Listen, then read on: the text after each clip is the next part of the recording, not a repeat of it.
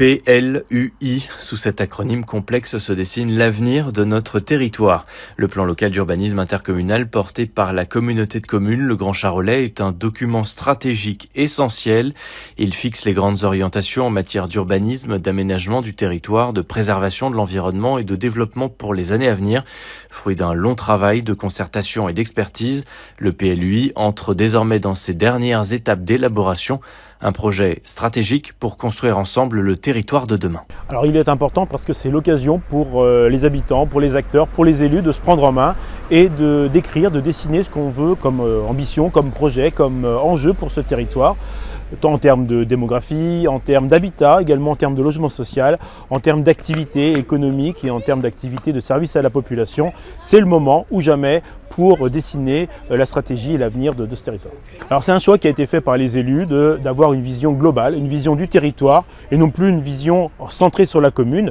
Alors ça ne veut pas dire que les communes n'auront pas évidemment la parole et n'auront pas aussi la capacité à faire exister, à faire inscrire ce qu'ils le souhaitent, mais on a choisi d'avoir une vision globale parce que les habitants ne vivent pas fermés dans leur commune. Ils rayonnent dans le territoire, ils se déplacent, ils travaillent dans une autre commune parfois et il était important de pouvoir aussi avoir cette vision beaucoup plus globale pour pouvoir permettre à tout le monde d'avoir une vision juste et une vision qui soit réaliste de la vie de nos habitants.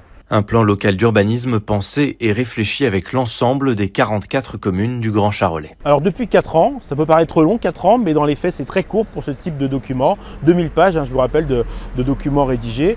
Alors il a été arrêté par les élus le 15 mai dernier, le document a été arrêté. Il a ensuite été mis en consultation pour tous les partenaires, notamment les communes, qui se sont toutes mobilisées à l'unanimité, qui ont validé dans leurs conseils municipaux le document. Et aujourd'hui, la population, les acteurs sont sollicités pour pouvoir eux aussi contribuer, amener leurs remarques, leurs contributions et nous permettre d'amender encore ce projet qui sera voté définitivement au début du mois de février 2026. Tout au long du mois d'octobre, une enquête publique est ouverte autour de ce futur plan local d'urbanisme intercommunal. L'occasion pour chacun de s'informer et de donner son avis sur les grandes orientations qui façonneront le territoire dans les années à venir. Alors tout le monde est concerné par le PLUI, c'est-à-dire tous les gens du territoire des 44 communes du Grand Charolais, mais éventuellement même des territoires voisins. Alors l'objectif des permanences des commissaires enquêteurs, c'est de recevoir justement tous les avis des différentes personnes qui voudront bien venir. On a fait énormément de réunions, on a consulté beaucoup de gens, on a fait des réunions dans les 5 villes principales, celles où vont être les commissaires enquêteurs.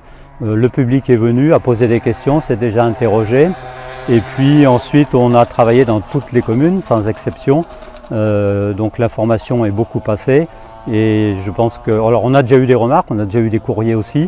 Et tout ça va être pris en compte par les commissaires enquêteurs. On compte aussi sur eux. Et tout ça fera qu'on devrait avoir normalement début janvier un document de PLU qui sera le meilleur possible. La ville de Digoin et le Grand Charolais vous invitent à participer activement à cette démarche essentielle pour l'avenir de notre territoire. Toutes les informations sont disponibles sur le site www.legrandcharolais.fr. Conseil municipal important lundi dernier en mairie de Digoin. Pendant plus de 2 heures, les élus ont débattu de nombreux projets d'investissement pour l'avenir de la ville. Parmi les points forts, la vente de cellules commerciales à un investisseur privé dans le quartier de la Brierette, Zac des Donjons, la transformation du square Vola en un véritable espace végétalisé au cœur de la ville, la création d'une aire de covoiturage près du pont de Loire, l'avancée du futur complexe sportif sur le site de l'ex-Bricot ou encore la réfection de la toiture du terrain de rugby.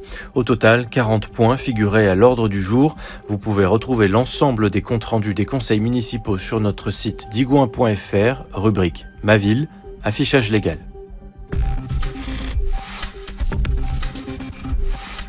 Attention, des perturbations à venir avec un important chantier sur le pont du Launay. En raison de travaux réalisés par le département de Saône-et-Loire, la circulation sera totalement interrompue sur la D979 entre le parking Vincent et le croisement boulevard de Gerolstein, rue Jean Moulin, à proximité du centre de secours. À compter du lundi 20 octobre, le pont sera fermé à la circulation dans les 2 sens pendant 3 semaines, jour et nuit, jusqu'au 7 novembre inclus. Pour ces travaux, une déviation pour tous les véhicules sera mise en place dans les 2 sens de circulation par la zone Ligerval, la rue des Blatiers à la Brierette, la rue de la Faïencerie avant de rejoindre la départementale 979. Prenez vos dispositions. Des contes pour terminer ce flash. Le 12 octobre prochain, cap sur la poésie en bord de Loire avec le festival des contes givrés. Dès 15h, rendez-vous à l'Observaloir pour découvrir l'exposition Portrait de Loire signée Véronique Popinet. La journée se poursuivra en douceur avec une déambulation poétique et musicale le long des quais.